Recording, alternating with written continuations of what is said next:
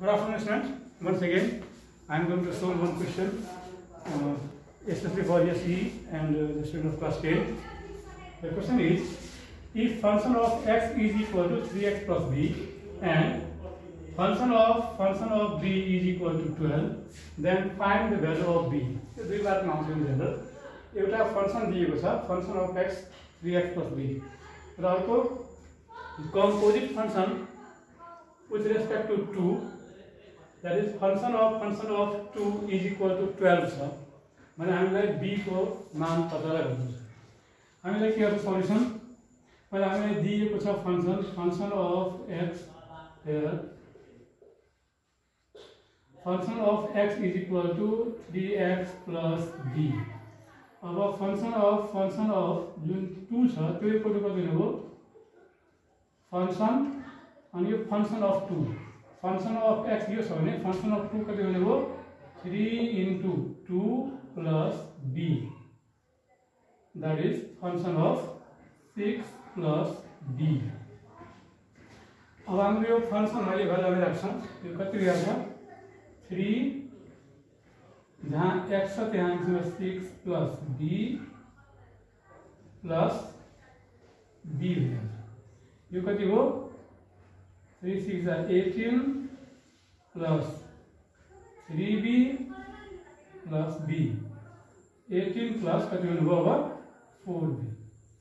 Function of 2 equal to र function of 2 को ठाउँमा 12 दिएको छ. 12. Therefore, you 18 plus 4b equal to कति हुने भयो? 12. र हामीसँग यो 4b equal to कति हुन्छ? 12 minus 18. 4b equal to कति हुने त? 12 minus 18 ले minus 6 र b is equal to minus 6 by 4. जब हामी काट्छौं यो कति भइहाल्छ? 2 जा 3 जा, that is minus 3 by 2. b is के हुन्छ? The value of b is minus 3 by 2. And therefore, the required value of b is minus 3 by 2. यही value इसको result.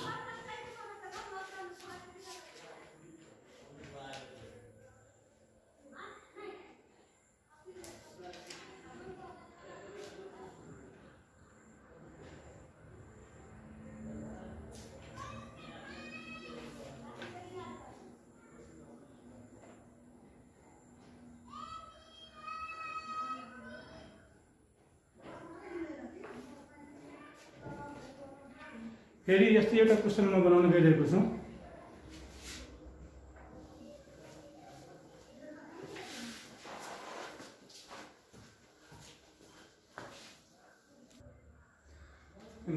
Once again, good afternoon guys. I am going to solve the similar question, that if function of x is equal to 2x plus k and f inverse of 4 plus function of 2 is equal to 7, find the value of k. Simple question हो. यहाँ inverse भएकोले पहिला हामीलाई f inverse of x निकाल्नु छ. Solution गर्नु हामी for f inverse of x, let y is equal to function का हाम्रो 2x plus k, interchanging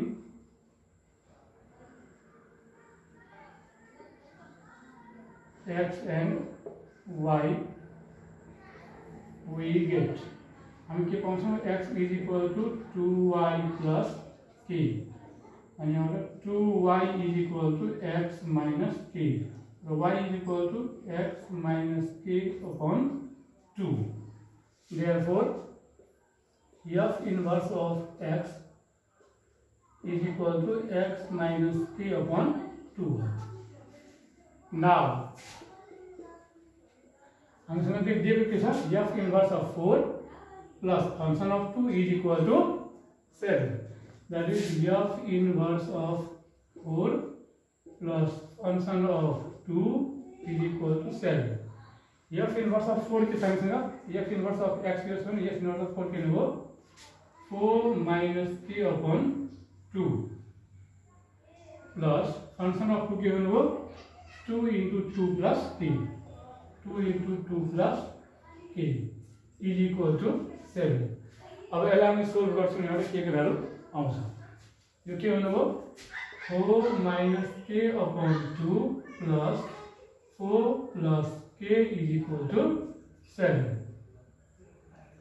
First में 4 minus k plus 2 4 is 8 plus 2k upon 2 is equal to 7. यहाँ pay क्या है 4 8 12 minus plus k minus यहाँ plus था then plus k हुने हो by 2 is equal to 7 cross multiple में 12 plus k is equal to 14. So k is equal to 14 minus 12, that is 2. Therefore, required value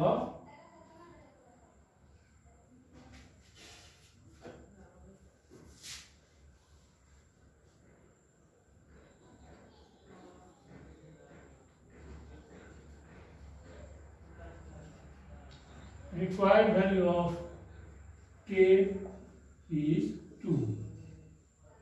k को मान कति हुन्छ 2. In general यो भन्दा अगाडि जुन मैले गरेको थिए त्यो 2 मार्कमा सोध्छ र यहाँ इन्भर्स सँग कम्पोजिसन भएको कारणले यो 4 मार्कमा आउँछ किन यहाँ इन्भर्स पनि निकाल्नु पर्ने भयो र हिसाब सिमिलर भयो भने कुनै बेला त्यो 2 मार्क र 4 मार्कमा सोध्ने गर्छ according to length according to what we have to find. हामीले के निकाल्नु पर्छ त्यसको आधारमा चाहिँ मार्क स्किम गरिएको हुन्छ त्यहाँसम्म हुन्छ ल. Good afternoon students. Once again I am going to solve another question. The question is, if function of x is equal to 12 minus 3x and f inverse of x is equal to 2, find f inverse of p and the value of x. हामीले दिएको छ function of x भनेको 12 minus 3x, f inverse of x 2 र f inverse of p र x को मान हामीले निकाल्नु छ.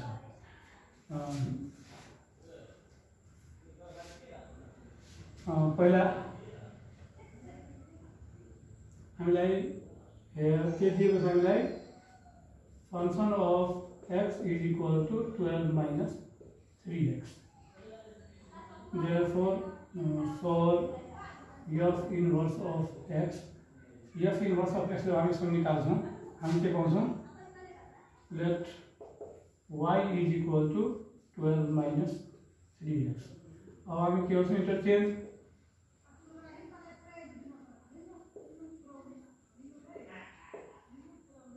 x र y ने हामीले इन्टरचेन्ज गर्दियौ भने we get हामी के पाउँछौं? x is equal to 12 minus 3y. यताबाट 3y is equal to 12 minus x र y is equal to 12 minus x upon 3. Therefore, f inverse of x कति हुनु हो 12 minus x upon 3. अब कसरी हामी के हुन्छ f inverse of x equal to 2 छ.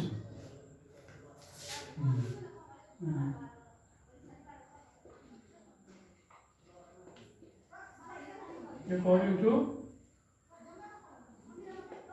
question, f inverse of x is equal to 2 छ.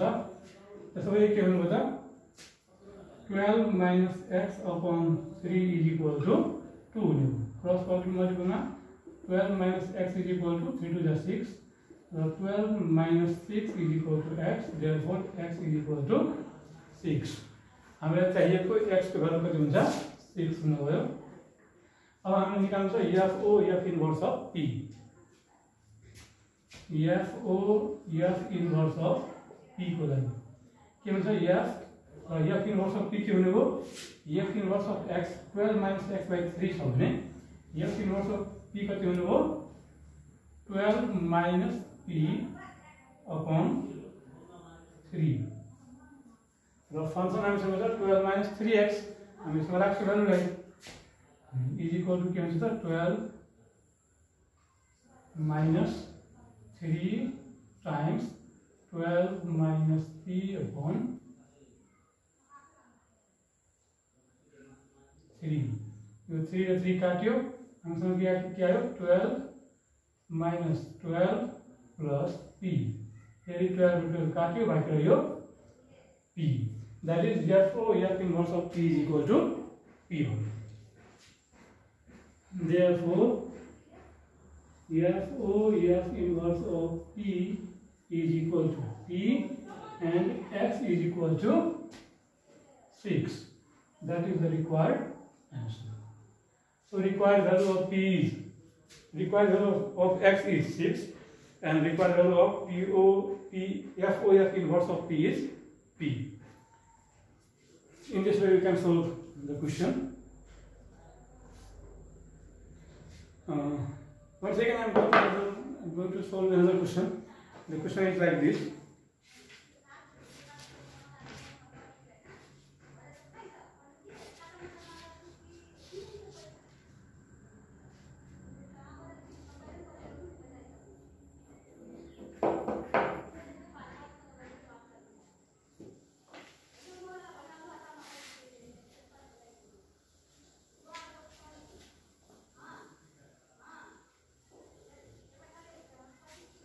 And question number 9 if function of x is equal to 2x plus 1 and g of x is equal to x minus 5 upon if function of x is equal to 2x plus 1 and g of x is equal to x minus 5 upon 2 then find f inverse g inverse of 3 हामीलाई composite function inverse मा निकाल्नु छ हामीसँग दुईटै function दिएको छ निकाल्नु पर्ने इन्भर्स मा छ त्यसकारण हामी के गर्छौं पहिला f इन्भर्स र g इन्भर्स दुईटै निकाल्छौं the solution are हामी for f inverse of x let y is equal to 2x plus 1 अब हामी के गर्छौं यसलाई इन्भर्स निकाल्नु छ इन्टिग्रेसन गर्छौं interchanging x and y we get हामी के पाउँछौं x is equal to 2y plus 1 so 2y is equal to x minus 1 and y is equal to x minus 1 upon 2 yes therefore f inverse of x कति हुने भयो x minus 1 upon 2 फेरि for g inverse of x म g inverse of x को लागि गर्छौं let y is equal to g हाम्रो function यहाँ छ x minus 5 upon 2 so y is equal to x minus 5 upon 2 अब यहाँ से हामी के गर्छौं त्यही पुरानो कुरो x र y इन्टरचेन्ज so interchanging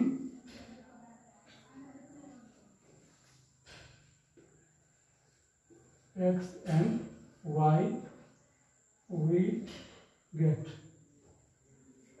हम के पाउँछौं x is equal to के यहाँ छ y minus 5 upon 2 अब क्रस मल्टिपल मा 2x is equal to y minus 5 अब त्यसो भए y इक्वल कति हुने भयो 2x यता भने plus 5 therefore g inverse of x is equal to 2x plus 5 भयो अब हामीलाई निकाल्नु पर्ने के छ f इन्भर्स g इन्भर्स अहिले हामीले के गर्यौं अब हामीसँग दिएको फंक्शन र g फंक्शन अफ x र g अफ x थियो निकाल्नु पर्ने इन्भर्स नभएकोले अहिलेसम्म हामीले गरेको काम के हो मात्रै f इन्भर्स निकाल्ने र g इन्भर्स निकाल्ने अब अहिले हामी कम्पोजिट गर्छौं now f O g inverse of x f inverse of g inverse अब हामी f inverse g inverse x पनि भन्छौं त्यही हो कति हुने भयो त पहिला f inverse र यो g inverse of x के भयो हाम्रो भर्खर निकालेको 2x plus 5 2x plus 5 र यो भ्यालु हामी कहाँ छ फेरि अघि निकालेको f inverse मा जहाँ x छ त्यहाँ यो भ्यालु हामी पुट गर्छौं यो के भइहाल्छ हाम्रो इन्भर्स छ x minus 1 upon 2 so x को ठाउँमा हामी राख्छौं 2x plus 5 -1/2 मात्रै x को ठाउँमा राखेको छौं x को ठाउँमा 2x + 5 -1 as it is 2 as it is okay so यो कति बन्यो त 2x + 5 - 1 that is यो 4 भयो by 2 अब हामी 2 कमन लिन्छौं यो भ्यालु छ x + 2 यो तपाईको 2 र 2 काट्यो अब चाहिँ के मान्छे रह्यो x + 2 यो FOF इन्भर्स x हामीले चाहिएको FOF इन्भर्स अफ 3 हेरौं हामीले के चाहिएको FOF इन्भर्स अफ 3 जबकि हामीले के निकाल्यौ F inverse of G inverse of x कति आएको छ हाम्रो x + 2 therefore F inverse G inverse of 3 कति हुने हो जहाँ x छ त्यहाँ हामी 3 राख्छौं यो कति राख्छौं 3 + 2 that is 5 therefore required हामीले चाहिएको value 5 required value of F inverse G inverse of 3 is कति 5 सेम क्वेशन 2 मार्कमा पनि आउँछ 4 मार्कमा पनि आउँछ यो क्वेशनको लेन्थ हेरौं पहिला इन्भर्स निकाल्नु पर्छ f को फेरि g को त्यसपछि यहाँ पुट गर्नुपर्ने छ र फेरि हामी भ्यालु निकाल्छौं यसकारणले सेम क्वेशन भए पनि लेन्थको हिसाबले निकाल्नु पर्ने कुराको आधारमा क्वेशनको मार्क हुन्छ त्यसकारण यो 4 मार्कको क्वेशन हुन्छ thank you good morning students तपाईहरुले बुझ्नुपर्ने कुरा के छ भनेपछि यो हिसाबहरु मैले चाहिँ यो लकडाउनको अवस्थामा चाहिँ कसरी पढाउने भन्ने सम्बन्धमा चाहिँ यो हाम्रो सानो प्रयास त हामी गरेकै छौं बुझ्नुपर्ने कुरा तपाईहरुले के छ भनेपछि कतिपय या बनाएको बोर्डमा बनाएको रेकर्डेड गरेको हिसाबहरु तपाईहरु नबुझ्नु भएको होला धेरै कारण छ यसको लागि कहिलेकाहीँ क्लियरिटी राम्रो नहोला कहिलेकाहीँ साउन्ड क्लियरिटी राम्रो नहोला कहिलेकाहीँ सानसानो लेटरहरु भएको बेला नबुझिराख्नु भएको होला ती कुराहरु तपाईहरुले मध्येबाट के गर्नुपर्ने हुन्छ भनेपछि यदि बुझ्नु भएको छैन भने पर्टिकुलरली त्यो हिसाबहरु मलाई मेसेज गरिदिनुस् मेसेज गरिदिनुस् या कि त सरहरुलाई फोन गर्नुस् मलाई फोन गर्नुस् मैले यो हिसाब बुझिन भनेर त्यो पर्टिकुलर हिसाबलाई म चाहिँ फेरि पनि भिडियो बनाएर प्रष्ट बुझ्ने गरी तपाईहरुलाई म पठाउन सक्छु अर्को कुरा हुन्छ जस्तै सरले विभिन्न मेथड्सहरु पढाउनु भएको छ कोही स्टुडेन्टहरु वीक होला कोही स्टुडेन्टहरु ब्रिलियन्ट होला हैन that is not the matter for us त्यो म्याटर त होइन तर ती कुराहरु कतिले बुझेन भने ती कुराहरु नबुझेको छैन भने तपाईहरुले मलाई मैले यो कुराहरु बुझिन सर प्लिज मलाई फेकचोटी भन्न लाउनुस् या भनिदिनुस् भनेर भन्नुभयो भने म डेफिनेटली तपाईहरुलाई मद्दत गर्ने नै छु किनभने हाम्रो प्रयास चाहिँ यही हो विद्यार्थीहरुले यो कुरा चाहिँ लकडाउनको फाइदा उठाएर यो कुराहरु सिकुस् भनेर हवस् त धन्यवाद।